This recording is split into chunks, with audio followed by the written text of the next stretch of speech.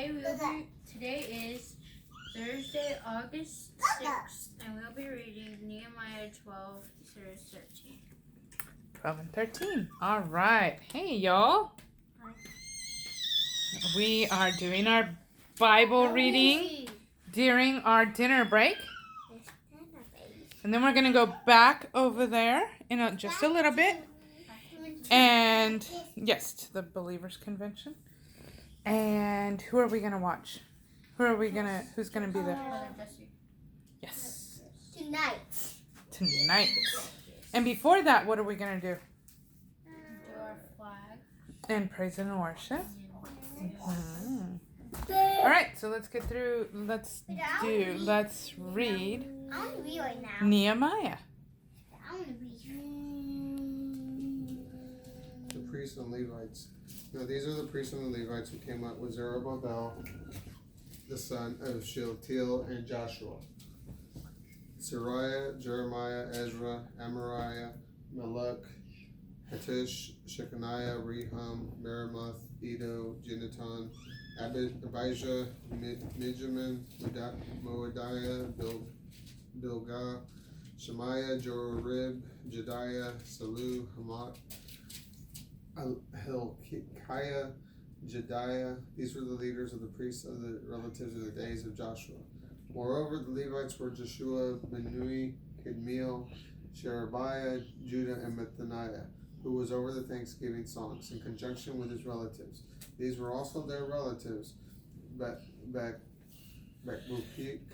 and Uni, positioned across from each other in the watches. Joshua was the father of Joachim. Joachim was the father of Eliashib. Eliashib was the father of Joiada. Joiada was the father of Jonathan, and Jonathan was the father of Jaddua.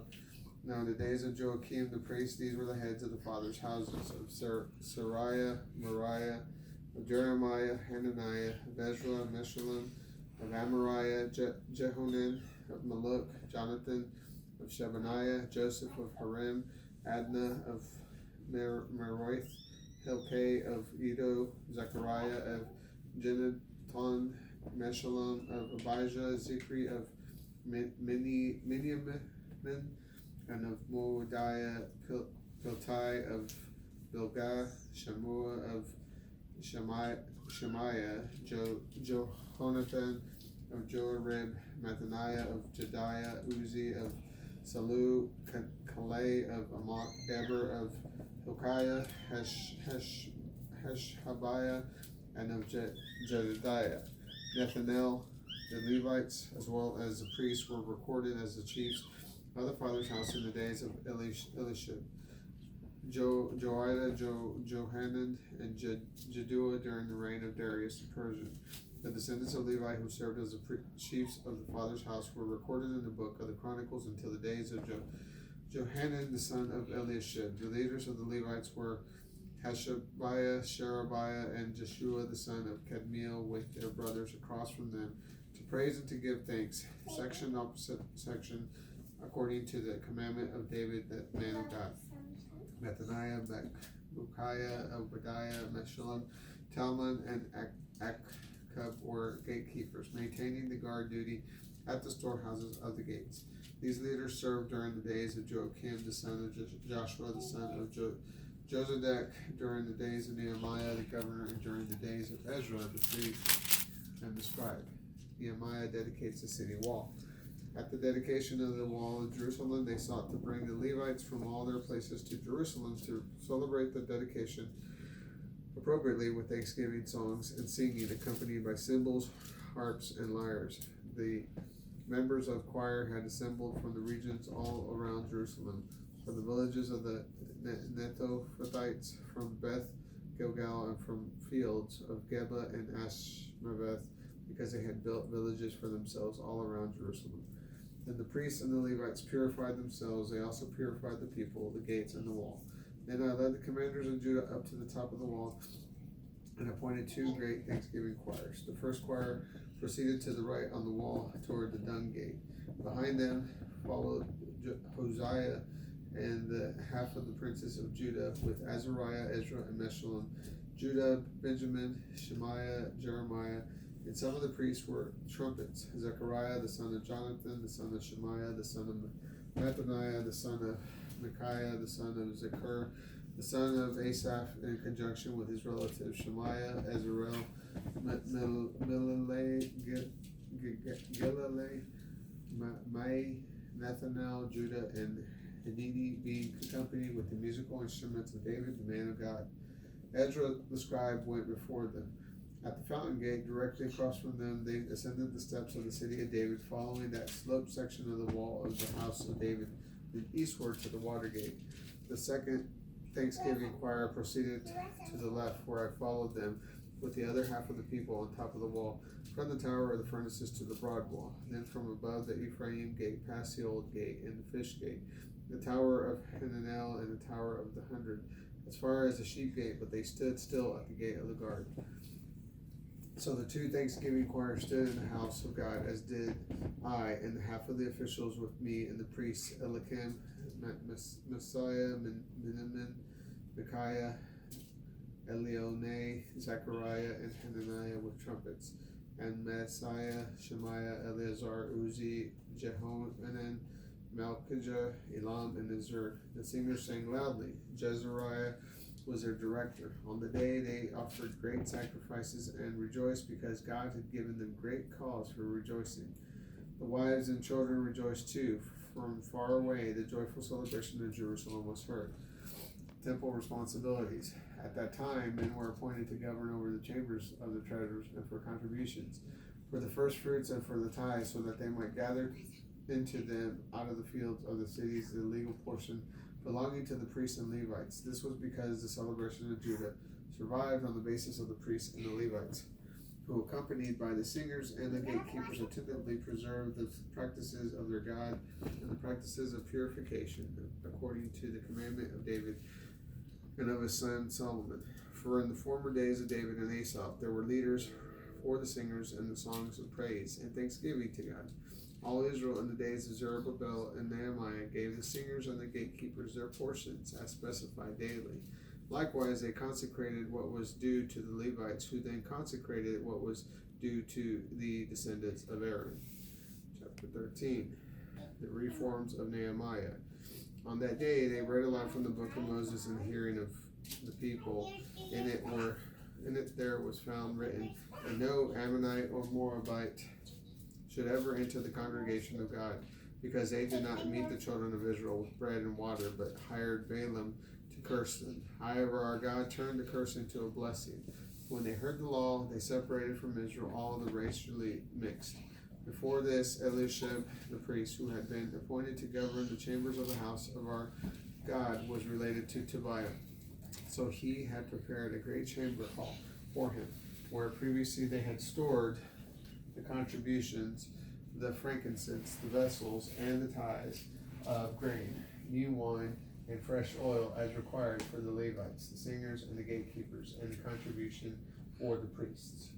But during this time I was not in Jerusalem, since in the 32nd year of King Artaxerxes of Babylon I had gone out to the king. At the conclusion of those days I requested a leave of the king. When I came to Jerusalem and understood the evil that Eliashib did for Tobiah by preparing him a chamber in the courts of the house of God, I was very grieved. So from the chamber I threw all of the household belongings of Tobiah outside. Then I commanded that they cleanse the chamber, so that I could return there the vessels of the house for God, the contributions for the offerings, and the frankincense. When I perceived that the supplies for the Levites had not been given, and that the Levites and the singers doing the work had fled, everyone to his own field, I confronted the officials and asked, "Why is the house of God forsaken?" So I gathered them and stationed them at their posts. And all Judah brought the tithe of the grain, the new wine, and the fresh oil to the storehouses. Overseeing the replenishing of the storehouse, I appointed Shelemiah the priest, Zadok the scribe, and the Pedaiah from the Levites, and to assist them Hanan the son of Zakur, the son of Mattaniah, for they were considered reliable, and their task was to distribute to their relatives. Remember me, O my God, concerning this. Do not blot out my good deeds that I have done for the house of my God and its workings. In those days I saw in Judah some treading wine presses on the Sabbath, or hauling loads of grain, or loading donkeys with wine. grapes and figs, and all other manner of burdens, in order to bring them to Jerusalem on the Sabbath day. So during the day, when they were selling their food goods, I warned them. Men of Tyre also stayed there, having hauled in fish and all kinds of merchandise, and sold them on the Sabbath to the people of Judah and in Jerusalem. Then I confronted the nobles of Judah and asked them, "What is this evil thing that you are doing, profaning the Sabbath day? Did not your fathers do likewise? Did not our God bring all this evil against us and against this city? Will you yet bring more wrath upon Israel by profaning the Sabbath?" As the gates of Jerusalem began to cast the evening shadow before the Sabbath, I commanded that the gates should be shut, and charged that they should not be opened until after the Sabbath. Some of my servants I stationed at the gates, so that there would be no loads brought in on the Sabbath day. Once or twice the merchants and sellers of all kinds of merchandise lodged outside Jerusalem. So I warned them and said to them, Why do you spend the next night next to the wall? If you do so again, I will send you away by force. From that time on, they stopped coming on the Sabbath. Then I commanded the Levites to purify themselves, so they could come and as guardians of the gate sanctify the Sabbath day.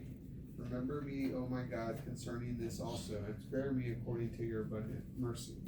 Moreover, in those days I also saw Jews who had married the women of Ashdod, Ammon, and Moab. Half of their children spoke in the language of Ashdod, yet none of them could recognize the language of the Jews.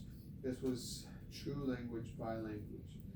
So I confronted them and cursed them. Some of the men I beat, others I plucked out their hair. Also, I made them swear on an oath by God, and said to them, You shall neither give your daughters to their sons, nor marry their daughters to your sons or to yourselves. Did not Solomon, king of Israel, sin by these things? Yet among many nations there was no king like him. He was led by his God, who made him king over all Israel. Nevertheless, foreign women caused even him to sin. Should we then listen to you, the ones doing all this great evil, who are behaving unfaithfully against our God by bedding foreign women? Also, one of the sons of Joiada, the sons of Eliashib, the high priest, was the son-in-law to Sanballat the Horonite. So I drove him away from me. Remember them, O my God, because they have defiled their priesthood and the covenant of the priesthood and the Levites. Thus I purified them from everything foreign, and appointed work crews for their priests and the Levites, each to his task. And I provided the wood offering at the appointed times, and the fruits. Remember me, O my God, for good. That's Nehemiah 12 and 13. Yeah, and that's the end of Nehemiah. Oh, Joshua didn't make it. Hey, Josh. Josh, we finished Good all the night. names, buddy. Will you say goodbye to everybody? Bye.